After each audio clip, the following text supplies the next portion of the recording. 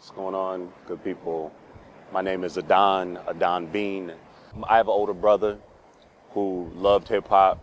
I, had the how can I be down face trying to get on with like whatever he was doing or his group of friends were doing. So whether it was watching Wild Style or, those terrible breakdancing movies of Electric Boogaloo, which is horrific if you look at it now. Like, it's really bad, but nonetheless, we'd be watching all of those joints, and they all rhyme.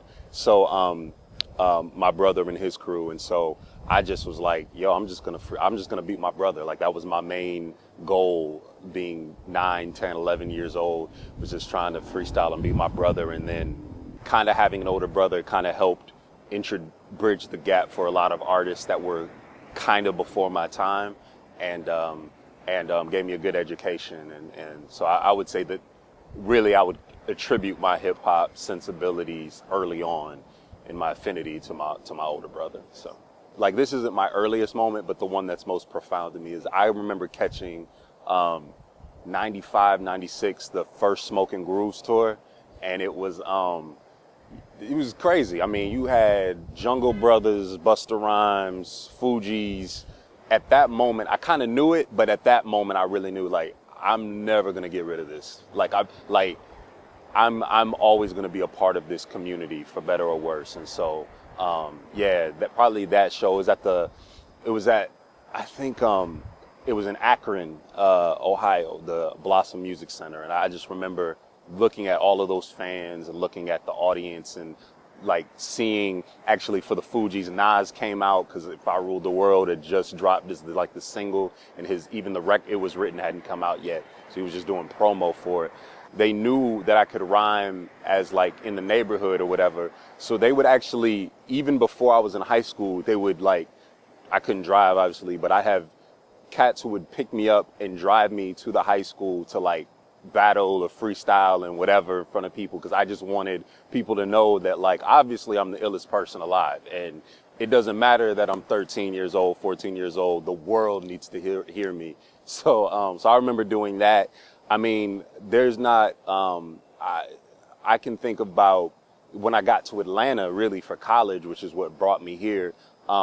There's not an open mic. There's not a venue. I was at the Atlanta University Center. So it was just Morehouse, Spelman, Clark Atlanta, Morris Brown was still there at the time, ITC. And I just remember it was not an open mic venue that me and my crew were not a part of or there. And we just wanted to be in front of your face. I had a dad who really carved out his own life and did his own thing, kind of shunning financial benefits, right? So my dad's a lawyer, but he was wanted to get into defense, criminal defense, and did that from a perspective of really defending people who couldn't afford him. And we took a toll financially as a result of that, but he knew that's what he wanted to do. He had offers to work in firms, but always just said, hey, everyone deserves a defense. And I think that set an early example for me, with regards to at the end of the day, I'm reminded of a scripture that says your gift to make room for you. And so if you don't have your passion or if that's not what is driving you, then ultimately a lot of the other things will fall away.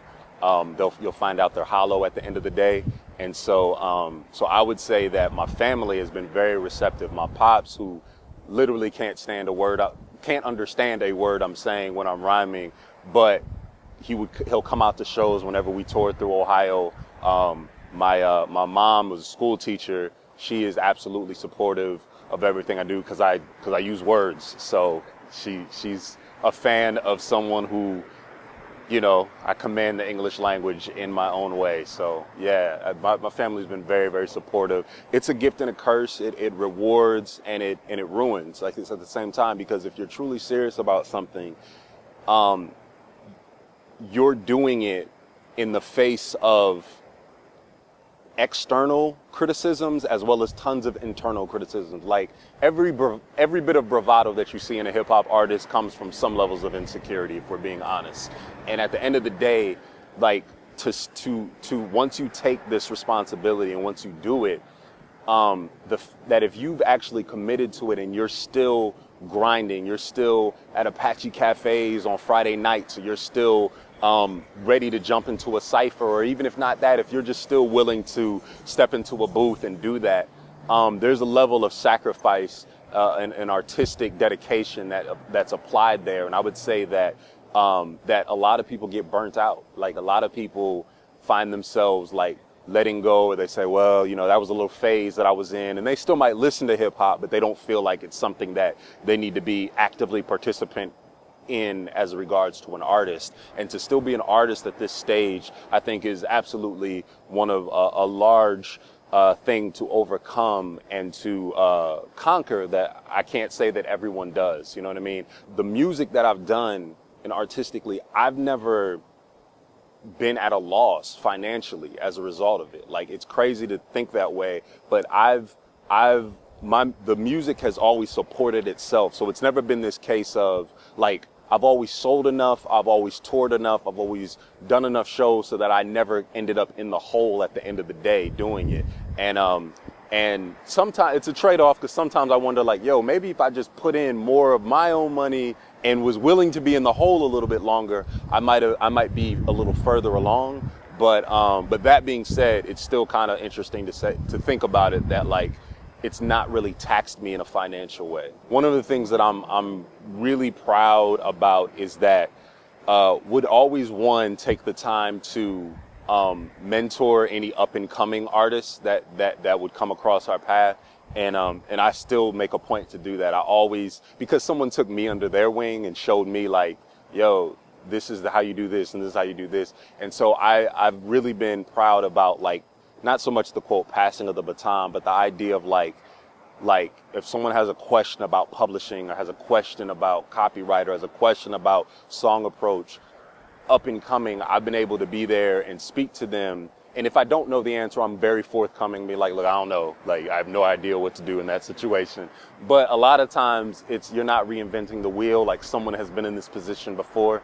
So I'd say that that's been a good thing. But on a real part of it, more so, we've done a lot of things that would be considered outreach. Like, we did a lot of homeless shelters, juvenile prisons. There's always been a very heavy community service aspect to whatever the musical component has been. And so it's never been like, gimme, gimme, gimme. It's always like, you give, you receive to give, you know what I mean? Like, you make sure that you put out as much as you're getting in. So, I would ultimately want people to, take away from my contribution to hip hop that, you can be, authentic in your art.